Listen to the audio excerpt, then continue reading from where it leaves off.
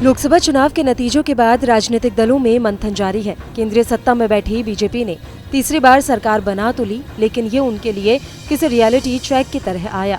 इन मंथनों के बीच राष्ट्रीय स्वयंसेवक संघ से संबंध रखने वाली पत्रिका ऑर्गेनाइजर भी रतन शारदा ने लोकसभा चुनाव में हुए खराब प्रदर्शन पर बीजेपी को आईना दिखाया है। शारदा ने लिखा कि 2024 के लोकसभा चुनाव के नतीजे बीजेपी के अति आत्मविश्वासी कार्यकर्ताओं और कई नेताओं के लिए रियलिटी चेक जैसा था। उन्हें ये समझ ही नहीं आया कि पीएम मोदी द्वारा दिया गया 400 पार का नारा उनके लिए एक लक्ष्य था और लक्ष्य जमीनी स्तर पर काम करके पूरे किए जाते हैं, न कि सोशल मीडिया पर सेल्फी या पोस्टर चिपकाकर। यह अपने अति आत्मविश्वास और पीएम मोदी की चकाचौंध में इतने खो गए कि इन्हें चौराहों पर खड़ी जनता की आवाज सुना ही नहीं दी। रतन शारदा ने लिखा कि उन्हें ये कहने में कोई हिचक नहीं है कि आरएसएस ने इस चुनाव में बीजेपी के लिए काम नहीं किया। आरएसएस बीजेपी की कोई जमीनी सेना नहीं है। बीजेपी दुनिया की सबसे बड़ी राजनीतिक पार्टी है। उसके पास अपने कार्यकर्ता हैं, जिनका काम था कि वे लोगों के बीच जाएं और पार्टी का एजेंडा लोगों को समझाएं और चुनाव संबंधी काम करें। आरएसएस तो शुरुआत से ही लोगों के बीच में जाकर उन्हें लोकतांत्रिक अधिकार का प्रयोग करने के लिए प्रोत्साहित करती है। इस चुनाव में भी स्वयंसेवकों ने काम किया।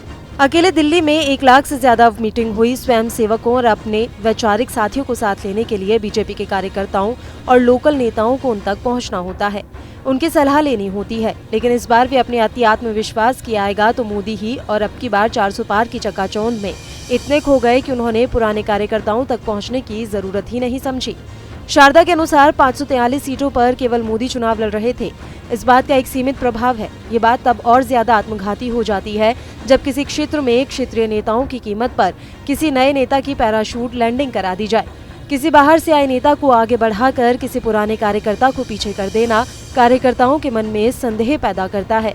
एक अनुमान के मुताबिक 25% से ज्यादा उम्मीदवार प्रवासी उम्मीदवार के तौर पे थे, जिन्हें ना तो क्षेत्रीय मुद्दों की समझ थी और न ही क्षेत्र की। बीजेपी और आरएसएस के कार्यकर्ताओं के साथ सबसे बड़ी परेशानी ये है कि मंत्री तो छोड़िए, लोकल विधायक और सांसद भी नहीं मिलते हैं। ये चुनावों के बाद अपने क्षेत्रों में नजर भी नहीं आते।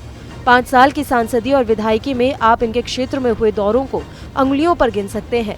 नेता जो ट्विटर और फेसबुक पर लगातार अपनी तस्वीरें और कार्यक्रमों की बातें लिखते रहते हैं, वह बीजेपी आरएसएस के कार्यकर्ताओं की हत्याओं पर खामोश रहते हैं। वो कार्यकर्ता जिसने पार्टी के लिए जान दे दी, आखिर ऐसी क्या मजबूरी या क्या व्यस्तता है कि आप खुले तौर पर उसके लिए कुछ लिख या बोल भी नहीं सकते।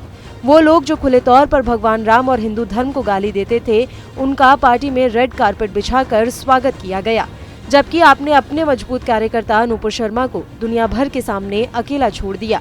उसने गलती भी की, तब भी क्या आप अपने सबसे आगे खड़े कार्यकर्ता के साथ ऐसा व्यवहार करेंगे? और अगर ऐसा है तो आप अपने बंगाल, केरल, तमिलनाडु में अपने कार्यकर्ताओं से कैसे उम्मीद कर सकते हैं कि वो आपके लिए खड़े होंगे? महाराष्ट्र की राजनीति बिना मतलब की तोड़फोड़ और गठबंधन करने का सबसे बड़ा उदाहरण है।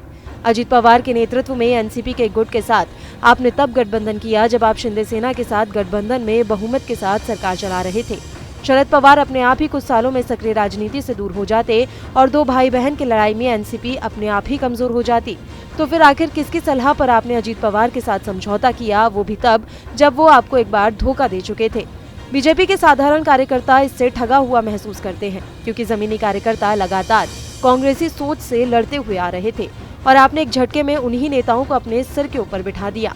फिर आप में और बाकी राजनीतिक पार्टियों में आखिर क्या अंतर रहा? कांग्रेस के ऐसे नेता जो लगातार बीजेपी के खिलाफ भगवा आतंकवाद, 26/11 को आरएसएस की साजिश और आरएसएस को एक आतंकवादी संगठन बताकर झूठा प्रचार करते थे, वे एकदम से रातों रात बिना किसी माफीनामे के बीजेपी के कर्मठ कार्यकर्ता आखिर कैसे बन गए? इन नेताओं ने बीजेपी और आरएसएस के कार्यकर्ताओं पर बहुत बुरा असर डाला है।